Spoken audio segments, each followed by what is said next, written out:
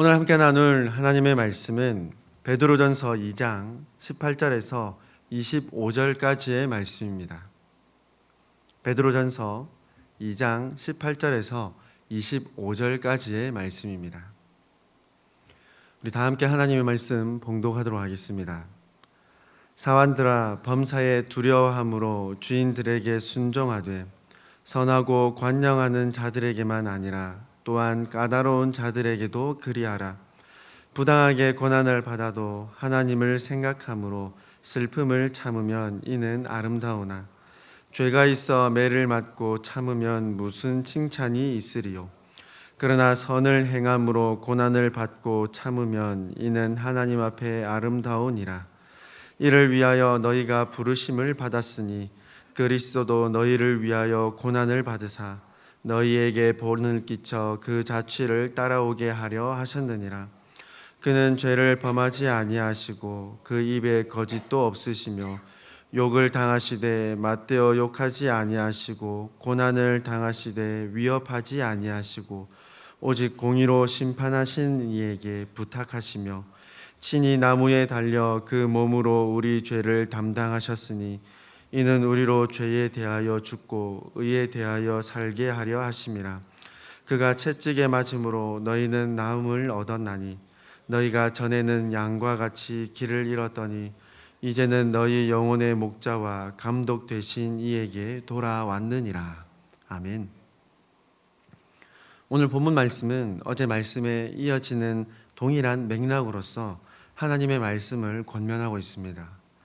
계속해서 이 베드로전서의 말씀을 생각해 볼 것인데, 베드로전서를 좀 더 입체적으로 그리고 깊게 살펴보기 위해서 기록한 저자 사도 베드로에 대한 배경과 본 성경을 기록한 시기에 대하여 생각해 보기를 원합니다. 먼저 사도 베드로는 예수님의 곁에서 예수님께서 행하신 기적과 말씀들 모두 자세히 보고 듣고 경험한 제자입니다. 사복음서에서 기록된 말씀들을 살펴보면 베드로의 성격은 매우 불같았으며 행동이 먼저 앞서는 사람임을 알 수 있습니다. 예수님께서 십자가에 달려 죽으실 것과 부활하실 것을 말씀하실 때에 이 말씀을 이해하지 못하고 오히려 참 하나님이신 예수님을 크게 책망하며 만류했던 제자이기도 합니다. 본인의 주장을 끝까지 굽히지 않았던 완고한 사람이었던 점을 생각할 수 있죠.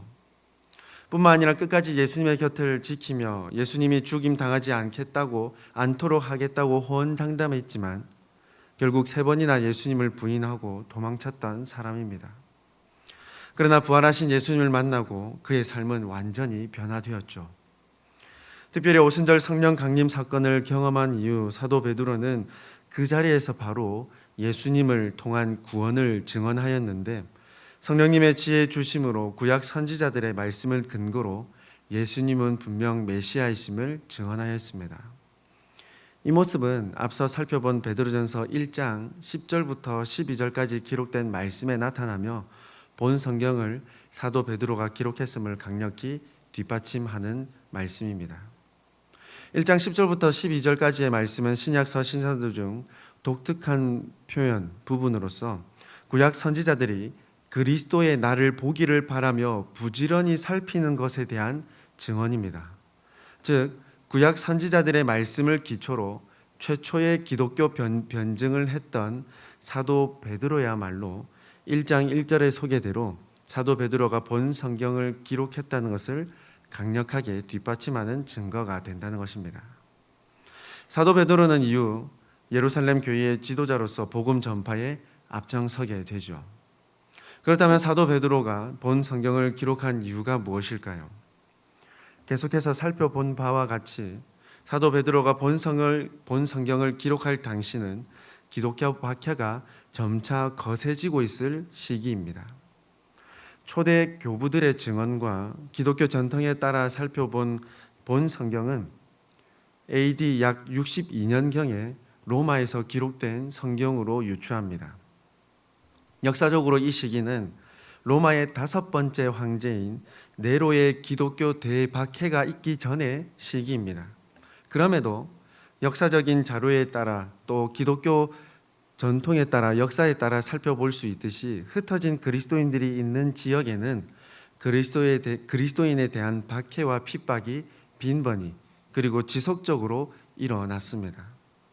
즉 사도 베드로는 1장 1절에서 기록하고 있듯이 세계 각국에 흩어진 나그네가 된 그리스도인들에게 하나님의 말씀으로 믿음 생활의 유익과 기쁨을 증언하고 있는 것이죠. 또한 이 땅에서 얻는 실제적인 하나님의 은혜들을 증거하며 믿음을 잃지 않고 믿음의 길에서 끝까지 걸어갈 것을 독려하기 위하여 본 성경 이 편지를 기록했던 것을 알 수 있겠습니다. 오늘 말씀을 계속해서 묵상해 보기 위해서 거류민, 나그네에 대한 개념을 다시 한번 정리해 보아야 합니다. 베드로전서 5장 13절 말씀을 보면 바벨론에 있는 교회가 너희에게 문안한다라고 마지막 인사를 건네고 있습니다. 여기서 사도 베드로가 표현한 이 바벨론은 상징적인 의미로서 포로의 도시, 과거 이스라엘 사람들이 거류민으로서 나그네로서 살았던 곳을 의미합니다. 즉 현재 흩어진 그리스도인들, 믿음 공동체 또한 나그네처럼 거류민처럼 살아가는 사람들인데 이 땅은 우리가 발을 밟고 살아가는 이 땅은 바벨론으로서 본향이 아니라는 뜻입니다. 마치 포로 후기 시절 이스라엘 사람들이 다시 예루살렘으로 귀환했던 것처럼 그리스도인들도 반드시 돌아갈 본향, 하나님 나라가 있다는 것을 내포한 표현입니다. 그래서 사도 베드로는 계속해서 그리스도인들에게, 성도들에게 인사하며 표현하듯 믿음의 지체들, 그리스도인들은 거류민, 나그네로 표현하고 있는 것이죠. 이 표현과 맥락을 따라 오늘 말씀을 생각해 보기를 원합니다. 앞선 본문 9절과 10절에서 무엇을 가르쳤습니까?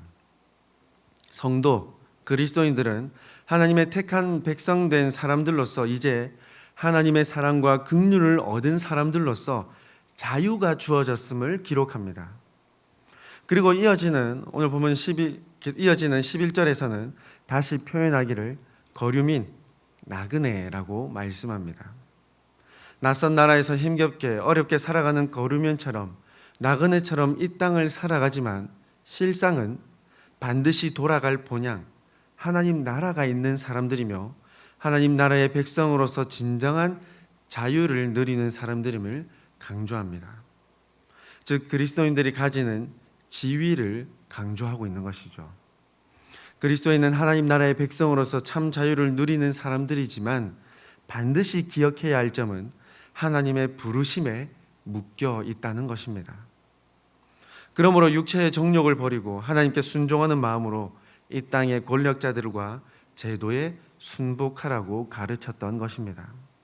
그 가르침에 이어 오늘 말씀도 이어지고 있습니다. 먼저 사환, 종들에게 권면합니다. 사환으로 번역된 이 헬라어는 오이케타이라는 단어입니다. 이 표현은 집에 거주하다라는 의미를 지닌 동사 오이케오라는 이 표현에서 유래한 명사인데 이 표현은 집에 속한 것이라는 뜻을 가진 단어입니다. 우리가 잘 아는 이 둘로스, 종이라는 표현보다 더 제한적인 의미를 가진 단어로서 한 집에 거주하며 주인의 권위 아래에서 집안일을 돌보던 하인을 의미합니다. 그들에게 권면하기를 선하고 관용을 베푸는 착한 주인들에게만 순종하는 것이 아니라 까다로운 주인들에게도 동일하게 순종할 것을 권면합니다. 여기서 까다롭다라고 번역된 헬라어의 원래 뜻은 구부러진 것을 뜻하는 단어입니다. 형용사적 표현인데 바꾸어 말하자면 이 까다로운 주인은 하나님을 알지 못함으로 정직성과 진실성이 결여되어 있고 약자에 대하여 무시하며 인격적이지 못한 불의한 자들, 불의한 주인들을 의미한다고 볼 수 있습니다. 그럼에도 그들에게도 주께 순종하듯 순복하라는 권면인 것이죠. 앞선 13절의 말씀처럼 사회적 모든 제도에 순종하라는 뜻입니다. 또한 혹여나 같은 믿음을 소유한 주인 아래에 있다 할지라도 모두가 같은 믿음 안에서 형제, 자매이지만 하나님께서 허락하신 사회적 질서로 받아들이고 하나님께 순종하듯 주인에게 순종하라는 사도 베드로의 가르침입니다. 그렇다고 해서 베드로가 전하는 중점적인 이 권면이 하인, 노예 제도를 인정하거나 어떻게 해서든 어떤 방법으로든 사회적 안정을 누리기 위함은 아닙니다. 이어지는 19절과 20절에서 이 모습을 더욱 권면하고 있죠.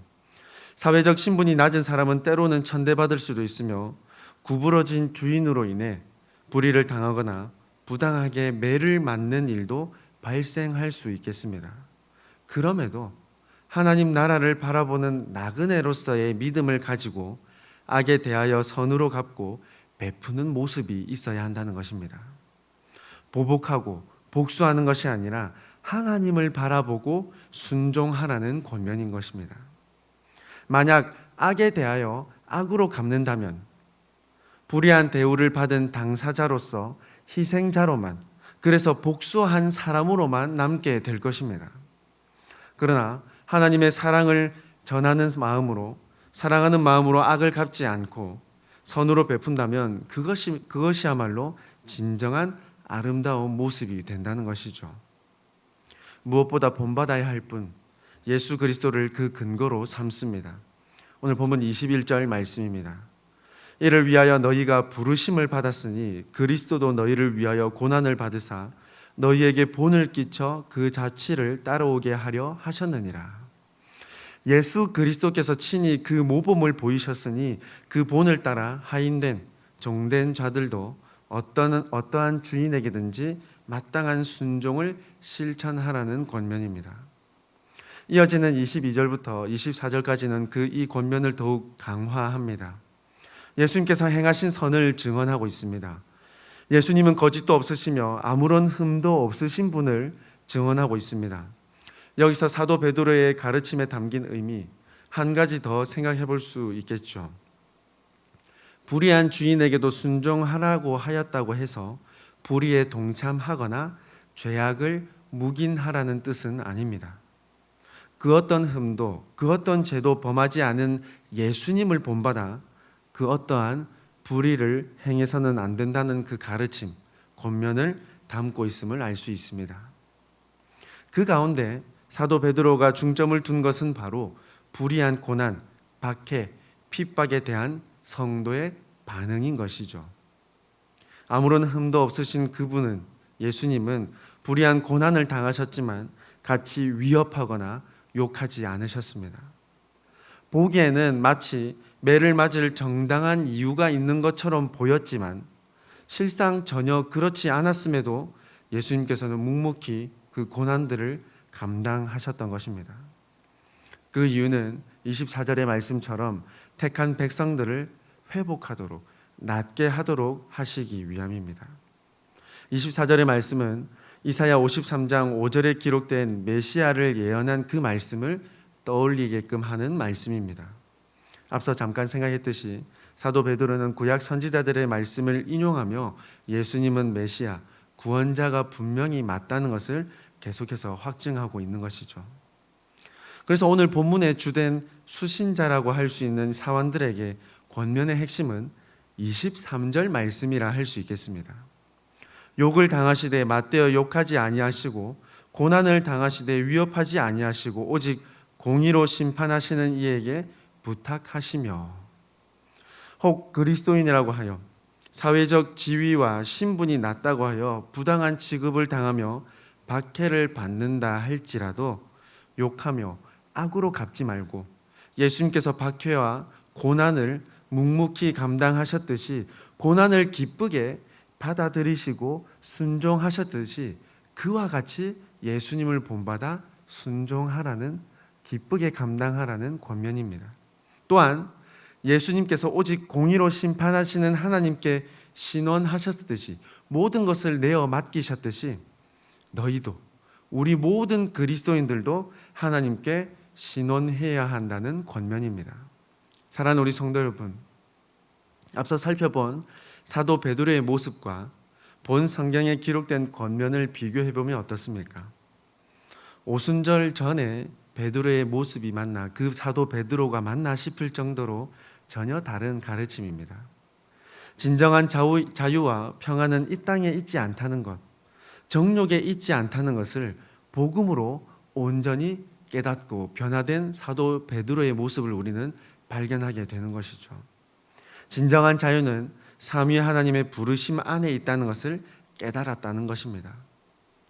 예전에는 불의한 박해 상황에서 칼을 빼어들어 남을 상하게 했지만 그것이 아니라 오히려 받아들이며 그 고난과 박해의 기쁨으로 참여하는 그 유익을 깨달았던 사도 베드로인 것입니다.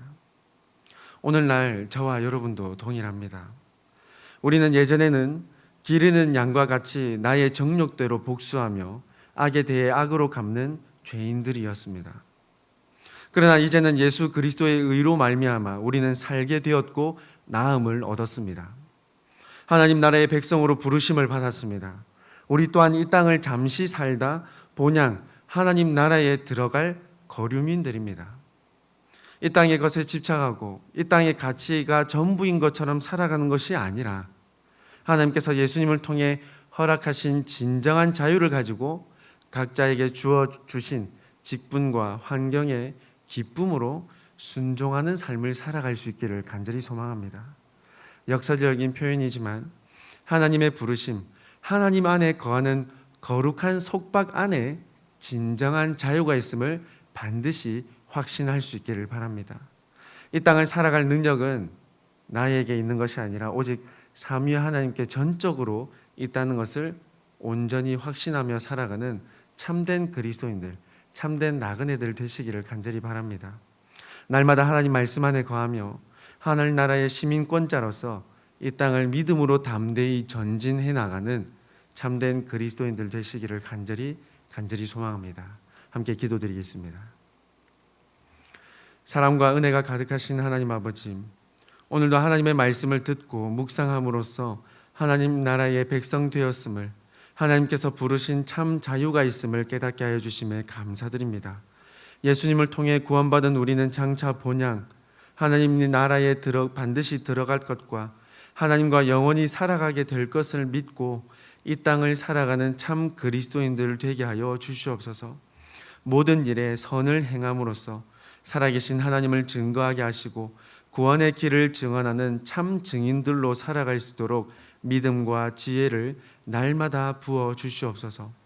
아버지 하나님, 특별히 어제부터 시작된 청년부 수련회의 모든 시간과 모든 일정들을 하나님께서 붙들어 주시어 안전하고 즐거운 시간들 되게 하시고 무엇보다 하나님의 말씀으로 변화되며 하나님의 말씀으로 힘을 얻고 하나님의 말씀으로 비전을 발견하는 귀한 시간 될 수 있도록 주님 모든 시간 인도하여 주시옵소서. 돌아오는 발걸음까지 안전하게 지켜 보호하여 주시옵소서. 또한 오늘 우리 교회의 모든 가정과 성도들의 시간 또한 지켜 보호하여 주시어 몸과 마음이 건강하고 즐거운 하루를 보낼 수 있도록 도와주시옵소서. 회복과 치유가 필요한 성도들에게는 하나님의 무한하신 능력으로 온전히 고침받는 역사를 베풀어 주시옵소서. 오늘도 우리와 항상 동행하실 하나님 앞에 감사드리오며 우리의 참 구원자 되시는 예수님의 이름으로 기도드리옵나이다. 아멘.